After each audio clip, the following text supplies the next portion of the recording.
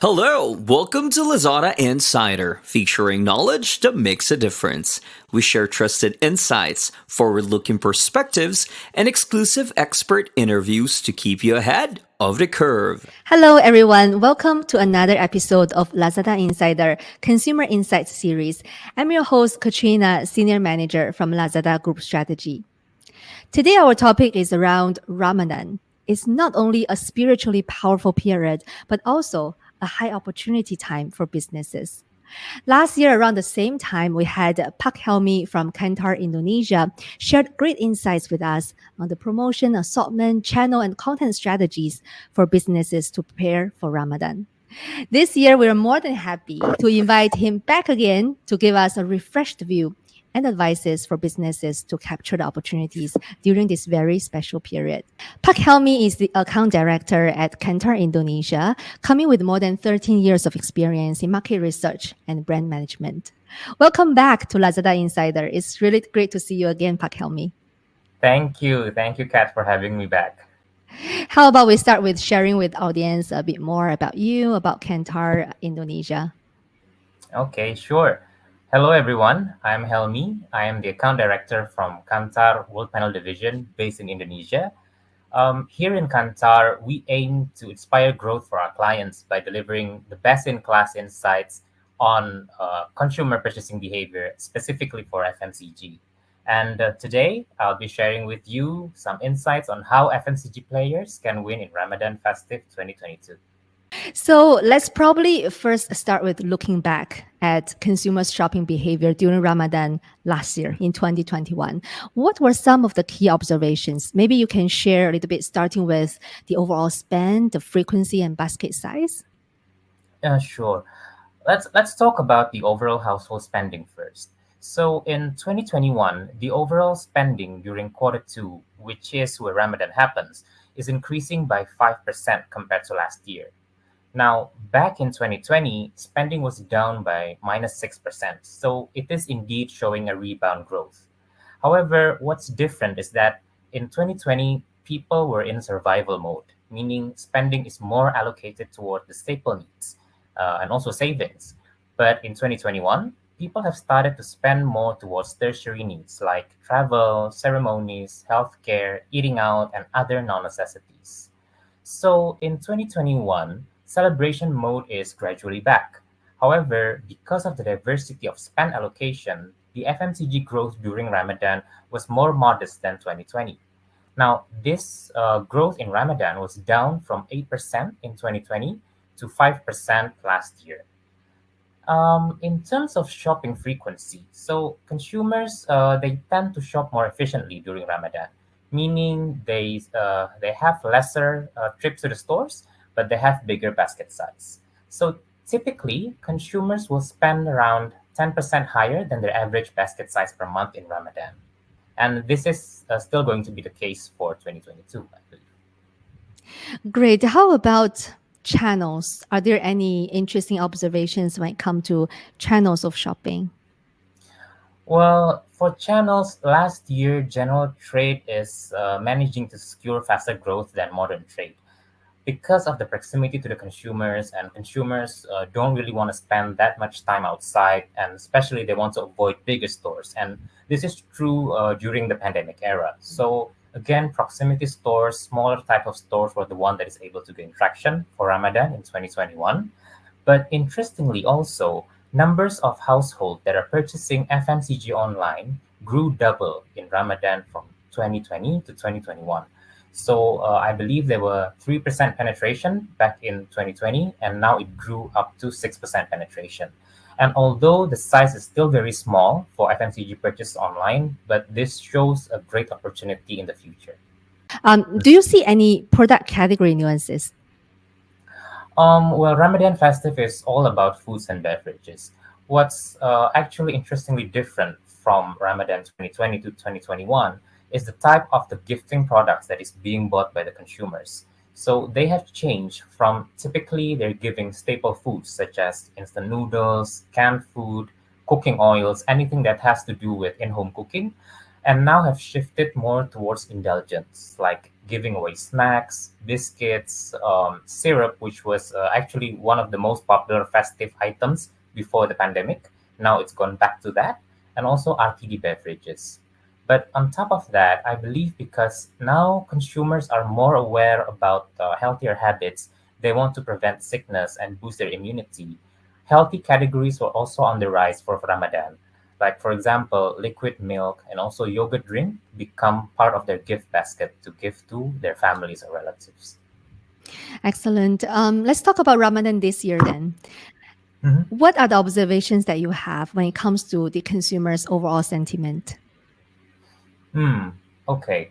I think first of all, we'll take a look at the economy first because we know that the economy, although it's a bit slower in quarter three 2021 because of the second wave of COVID, it has shown a recovery back in quarter four. And based on our data and observation, we noticed that people are now getting less anxious about their financial situation, meaning that things are getting better for them. They have been slowly returning back to work, hence, mobility is almost back to normal before the COVID era. But they also seem to understand the importance of taking care of their health and boosting their immunity through consumption of healthier products. So I've also observed online, getting the sentiments from what people are saying online. People are really hoping to be able to go back to their hometown this year because, I mean, for the past 2 years, there have been so many restrictions going on, even though last year was better. But this year, people are really hoping to be on full celebration mode. So right now we're in the middle of the third wave of COVID, unfortunately. Hopefully, it will be over before Ramadan. So, if the third wave is over before Ramadan and there are no big restrictions happening, expect the Ramadan 2022 would be a full on celebration mode. Yeah, thanks for sharing that. What are some of the underlying trends or some key drivers that will shape consumers' shopping behavior in Ramadan this year? Okay, well, I believe there are five key trends that will shape the consumer's behavior for Ramadan this year. First of all, we need to understand that Ramadan will always be the most important season for Indonesian consumers to celebrate during the year. Consumers are expected to get additional income, so they will spend more than average month. However, again, like I mentioned, after 2 years of a more restricted kind of festive, expect the consumers to, be on full celebration mode, meaning they will have more diverse spending, such as they will go out eating with friends to do breakfasting, traveling, buying new gadgets or new clothes, which will impact the spending towards FMCG. Which actually comes to my second point that mobility will be a very important key driver because if there are no restrictions during Ramadan due to increasing COVID cases, then expect the social activities would be back to normal, meaning people will be going out with friends and families. They will go back to their hometown. They will do some recreation, and on the go consumption will also rise. And mobility will also determine the channel preferences as well. The third key driver is that the excitement for FMCG typically would be coming from the middle and lower class consumers. So this has been happening for all previous Ramadan before, and I think 2022 will be no exception. Because the upper class consumers they will be spending more on those entertainment needs. Hence, it's very important for the FMCG players to accommodate the needs of this middle and lower class consumers, or even the upper class consumers, by coming to their different types of aspirations and justified value offerings within their products. The fourth one is that there is always going to be categories that are prioritized in Ramadan over the other. For example, like I mentioned before, gifting is a very essential part of Ramadan. So, I mean, it has been a tradition in Indonesia and probably in most countries that have season festivities. In 2021, I mentioned that there was already a shift from staple food towards indulgence. So I believe this trend will also continue in 2022 and even probably even further. And the last key driver is about the continuous rise of online channel, definitely, where I mentioned that online grew double last year. And they grew not only in big cities. Apparently, they also grew in small cities and even rural cats. So that's an amazing pathway of growth for online channel.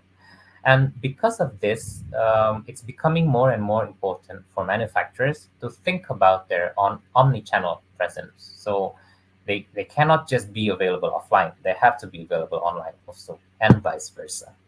So yeah, I think those are the five key drivers that will shape Ramadan 2022.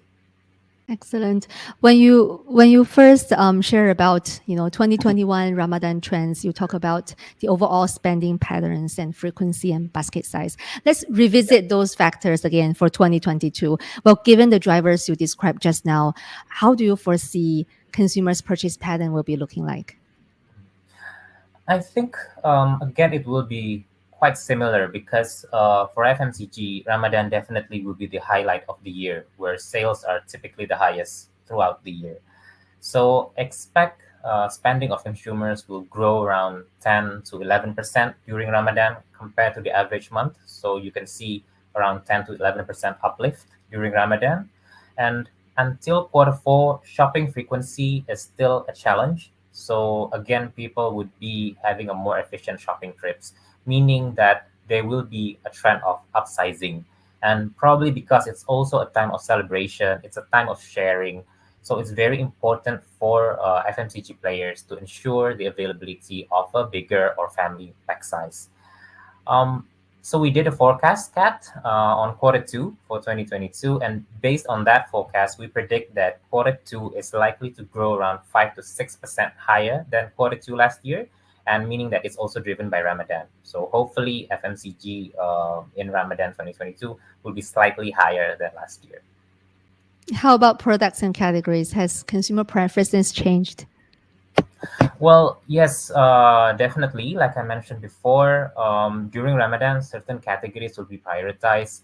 And during the early times of the pandemic, I mean, behaviors and preference towards category purchase changed because of the anxiety of the consumers and also about the restrictions. So, basic needs, like I mentioned before, staple foods, hygiene, health related categories used to be on the rise. But now we have approached a more normal way of living with the pandemic. So of course, more festive categories again would be back. So categories like RTD beverages, soft drinks, RTD tea, syrup, biscuits, snacks, chocolates, and of course the pantry essentials categories like coconut milk, seasonings. People would be cooking at home, making special dishes for celebrations with their families. So those kind of categories would be back to normal again. I mean, we've seen those categories taken a step back for the past 2 years, but now it will be on a full-on mode. And also because mobility is likely to return back to normal, expect to see personal care and beauty categories would be gaining traction as well. Because yeah, you're going outside, you want to look good, you want to look your best when you meet your relatives that you haven't seen for the past 2 years. So yeah, or probably just spending time when you were fasting in home with some beauty treatments. So yeah, I think those type of categories would see traction in Ramadan 2022. Hmm. I remember last year we talked quite a lot about the promotions and making sure the assortment, it needs to tailor to the consumer's financial constraints last year. Yeah. How about this year? How do you see whether consumers still under constraints and whether that will Mhm. drive the promotion assortment strategies for businesses?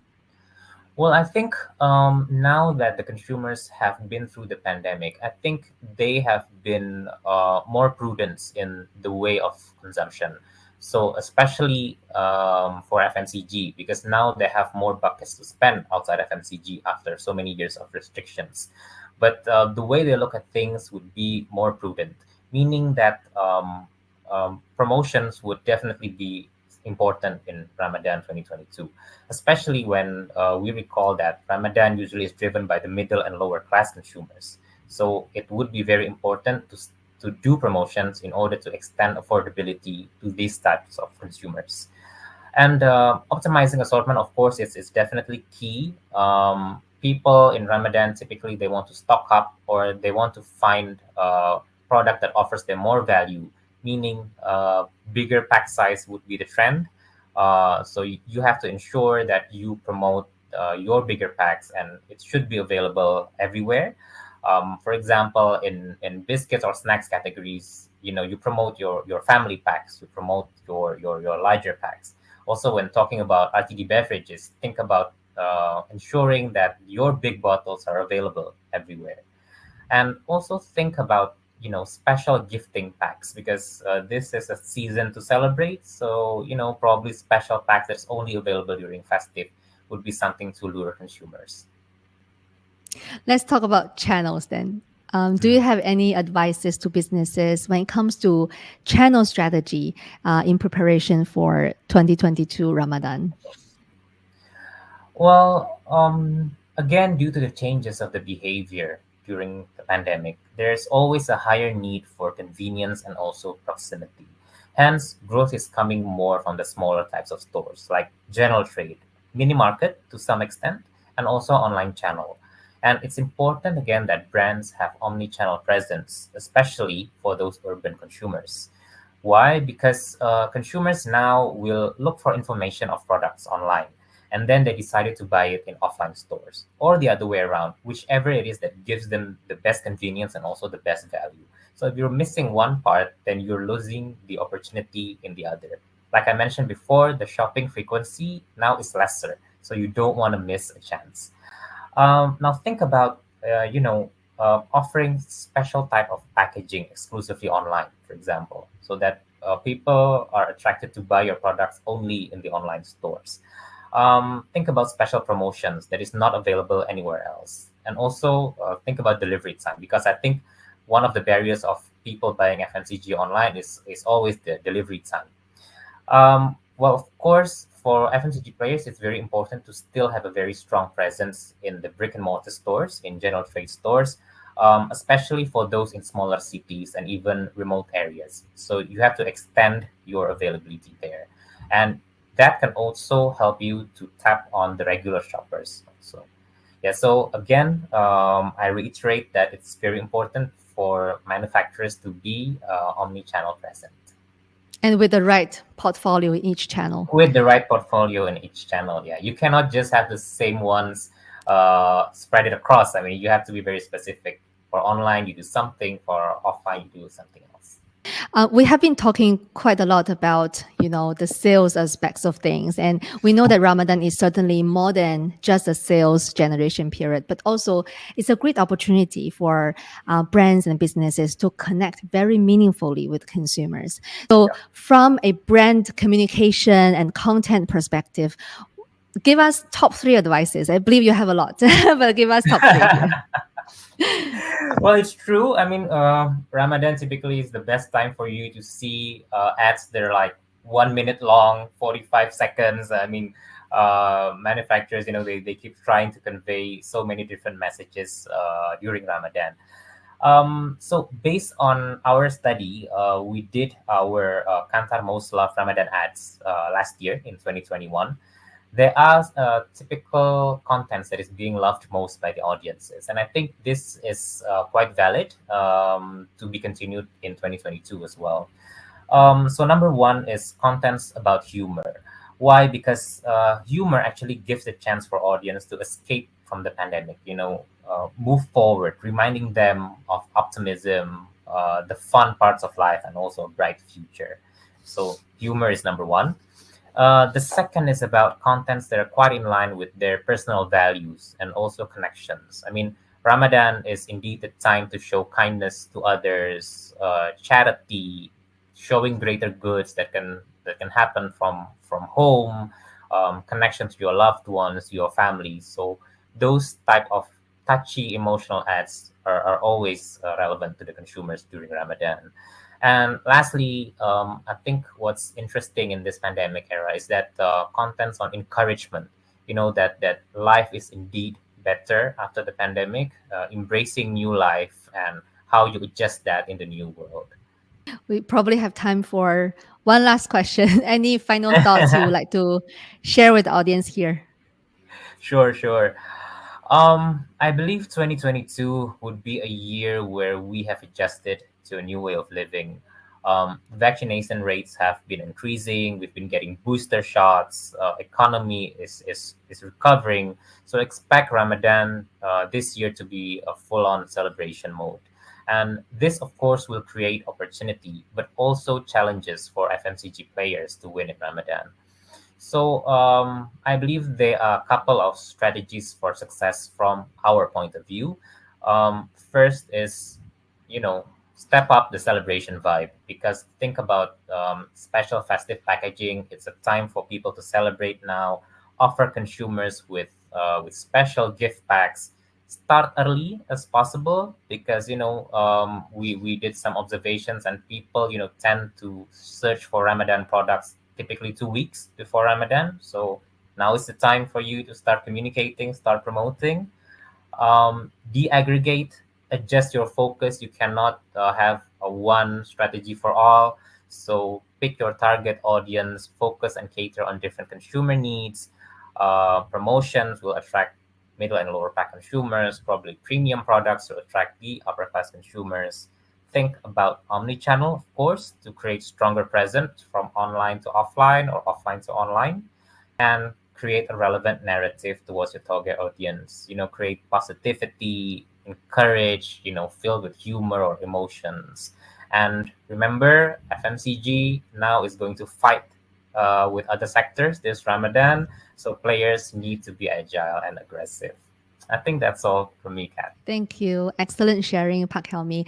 And thanks for sharing this very topical insights and your reflection on the last year's Ramadan. Also very solid and very detailed prediction of the consumer behavior this year. And most importantly, your advices, right? Although I restricted to, top 3, but I think, those are very, very valuable advices for businesses to maximize the opportunities for growth. So really appreciate the you. insights. Yeah, No thank you very much problem. for coming back again. Thank you. This is Lazada Insider. We hope you enjoyed this episode. Make sure you click follow and subscribe so you don't miss our latest insights and expert interviews. Thanks again for joining us. Until next time, take care.